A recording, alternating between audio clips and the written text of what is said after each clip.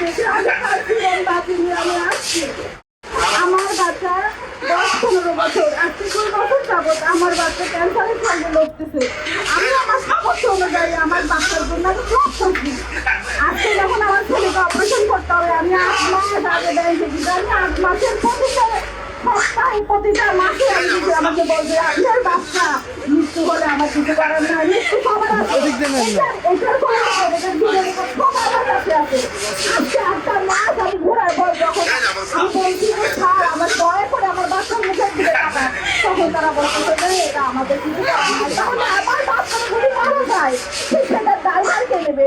আজকে আমি 7 মাসের প্রেগনেন্ট, আমি 7 মাসের প্রেগনেন্ট অবস্থায় এই অবস্থায় আজকে আমার কন্ডিশন খুব একটা ভালো না। আমি শুধু বলতে চাই আমাদের প্রধানমন্ত্রী তারেক জিয়ার কাছে, সে একটা বাবা, একটা বাবা, তার সন্তানের যদি আমার কিছু হতো তাহলে সে কেমন করতো? আমার ব্যাংকে কোনো অবস্থা আমার ছেলে কাজ দিয়ে মুখ দিয়ে রক্ত করে, আমি সেটা সবাইকে পাঠাই, সবার মন বলে, কিন্তু হসপিটালে ব্যাংকের ম্যানেজারের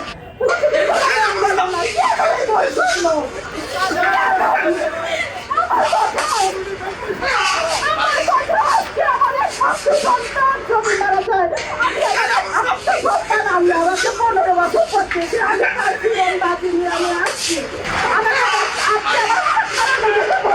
আমার শরীরের কন্ডিশন ভালো না, কেন আমার ছেলে মারা গেলে কেন কোনো না তাই বাচ্চাটা কেন আমার ছেলে জীবন জীবন না মাত্র 15 বছর, আমার ছেলের বয়স মাত্র 15 বছর, সে ক্লাস 8-এ পড়ে এবং খুব মেধাবী ছিল। কিন্তু সে তার স্কুলের নাম কালেক্টর, পাবনা কালেক্টরে সে লেখাপড়া করতো ক্লাস 8-এ। আজকে 2 বছর আমার ছেলেটাও জানে যে সে বাঁচবে না, সে নামাজ পড়ে দোয়া করে আল্লাহ তুমি আমার টাকা আম্মুর টাকাটা ফিরাই দাও। সে কতটা অবশ হলে পরে এই দোয়াটা করে।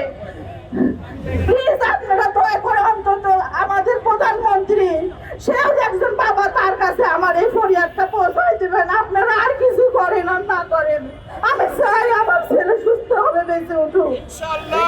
আসসালামু আলাইকুম।